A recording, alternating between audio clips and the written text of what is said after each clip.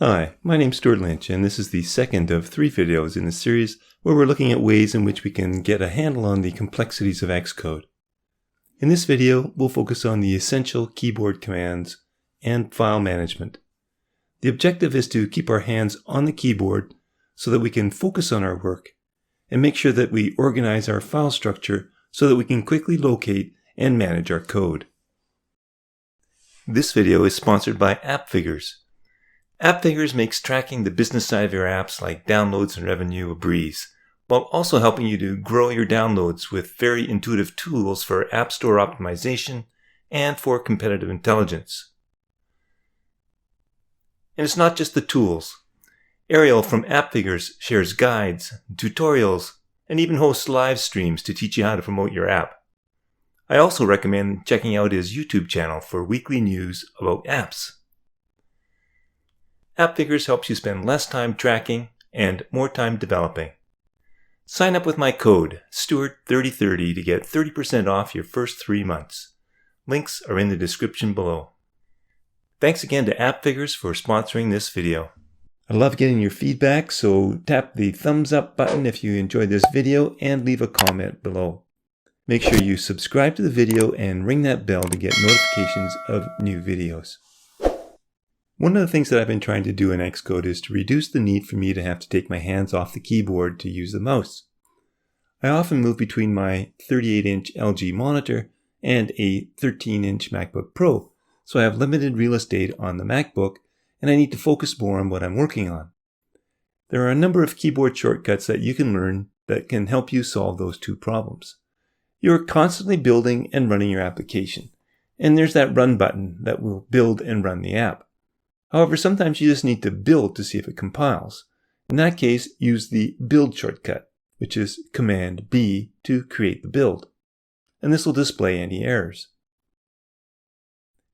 If you want to be able to build and run, well, you can use the run shortcut, which is Command R, and that will build and run the project all in one go.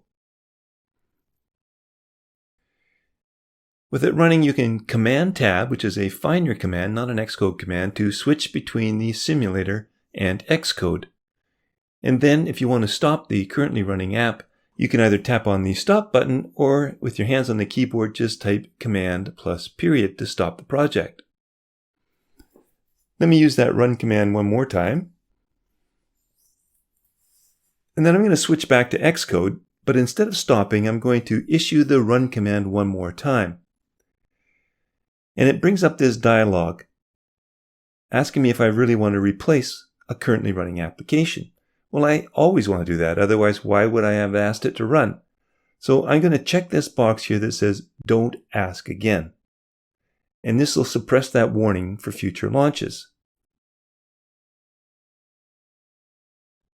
Let me verify. Perfect. Now, if you ever want to have this warning back again, you'll need to go to the Xcode Preferences and on the General tab, click the Reset Don't Ask Me Warnings button. Sometimes you get issues in your project that you can't explain. And the first step is to clean your build folder. And when you do this, it will clean it out, and the next time you run the code, it'll do another complete build from scratch. So to clean the build, use the Shift plus Command plus K command. Often when you run your project, you will use different options, such as specifying a different build configuration or language. And you do this by accessing the Edit Scheme menu from the Project menu. But you can also remember that this menu is available through the Command less than or the Shift Command comma keyboard command. And from here you can edit your options. But you can shorten the process at runtime by using the Option key along with your run shortcut. So, Option, Command R, and that'll bring up the edit scheme prior to doing your run. One of the most frustrating things for me is to have to switch simulators or destinations for testing, especially when the default seems to be that little used iPod Touch when you first create a new app. Well, there are shortcut commands that'll allow you to cycle between your installed simulators or maybe just the archive build. And for that, you'll use the Control, Option, Command, the 3 keys in the bottom left, and then just using either the right or left square bracket to cycle either forwards or backwards between your run destinations.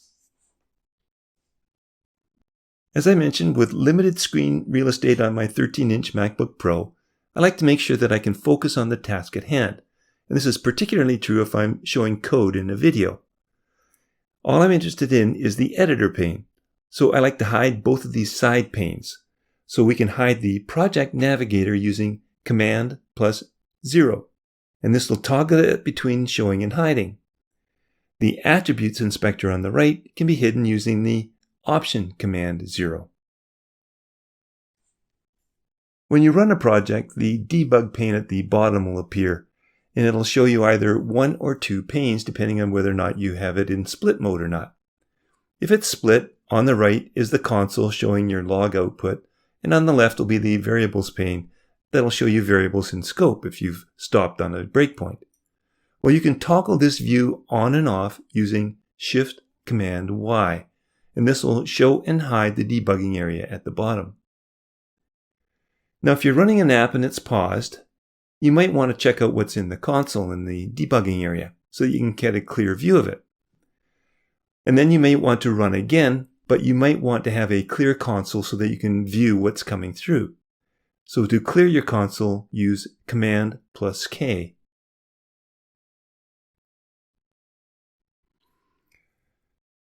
There may be times when you've forgotten your glasses, or like me, you're displaying something on a screen to somebody else, so you want to increase the size of your code in the editor pane. Well, you can do this quickly with some keyboard shortcuts. The Command minus will decrease, and Command equal will increase the size of the text. It's really just that easy. And then you can always reset back to the default with Control Command 0.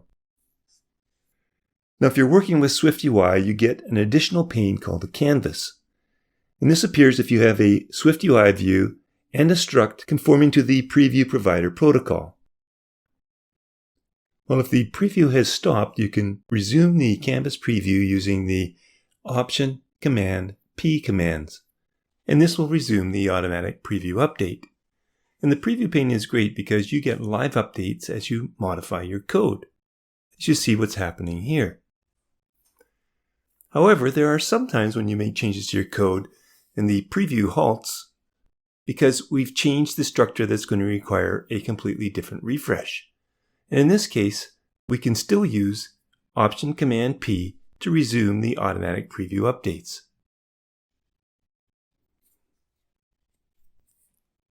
There will be times when you don't want to see that canvas at all, and you can toggle the display of that pane using the Option, Command, and Return, and that will reveal or hide the canvas.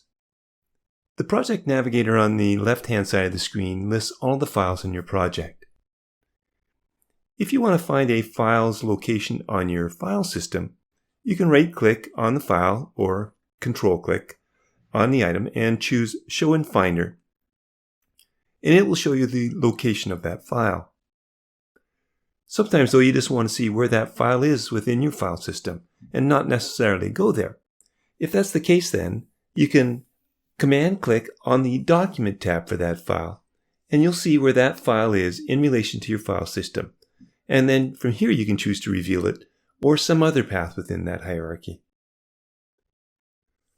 Now, if the object is to keep your hands on the keyboard, you'll want to be able to switch between the different panes. And Option Command backtick will change the focus area. And that backtick is the key at the top left of the tab key on North American keyboards anyway.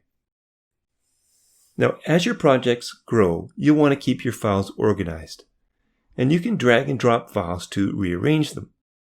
But you can also create groups like I've done here, or folders, and then move your files into those groups. And you can use drag and drop. Or if the files are on the same level as they are here within this group, I'm going to select them and right-click, and now I can choose New Group from Selection, and it'll create a new group including those different files. If the project navigator is the current focus, you can use your up and down arrow keys to move up and down within the navigation tree.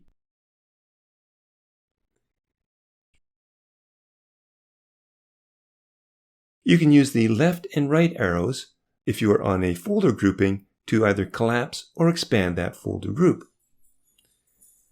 If you hold the Option key and press the left or right arrow and you're on the top level grouping, this will expand or collapse all groups within. Sometimes you've collapsed one or more of your groups and you're within an editor like I am here for a file, and I want to be able to find that file in my project navigator, and I've got lots and lots of files in there and some of my folders are collapsed. Well, what you can do is use Shift Command J, and that will then expand any enclosing groups and reveal that file in the project navigator.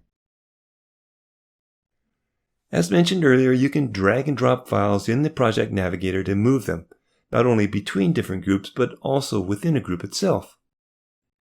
You may, however, wish to have those files sorted either alphabetically or by type if you mix different types of files within your groups. If you right-click on a folder group, you have that option to choose either.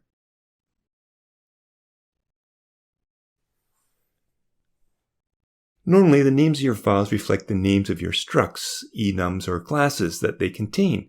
Or perhaps if they contain more than one struct or file, you'll have to be creative in your naming process. Now, if you've made a mistake in naming that group or that file, you'll want to edit it. And if that group or file is selected, you can simply press the Enter key on your keyboard to get into edit mode, and the file name will be selected minus any extension, so that you can just simply type and change that name, as I'm going to do here. When you're finished, hit Enter or Return once more to exit edit mode. At the bottom of the project navigator, there is a filter field. Typing into this filter will filter and reveal all matches, whether the groupings have been collapsed or expanded.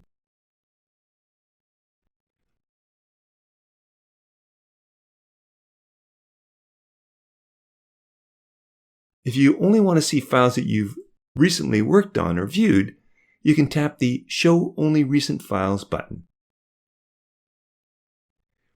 If you've enabled source control, which I recommend, and you want to see only files that are under source control and have modifications, you can click on the Show Only Files with Source Control Status button. And this will reveal only those files that have had some changes. To create new files within a particular grouping, make sure that either that group or a file in that group is currently selected, and then use Command N to create a new file. If you start typing, then you can filter on and display particular file types that you want to create. For example, a SwiftUI view.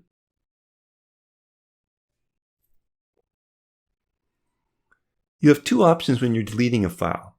If I press the backspace or delete key to delete a file, I'll be presented with a dialog asking if I want to actually remove it to the trash or just remove a reference. If you choose trash, it moves it to the trash of your file system.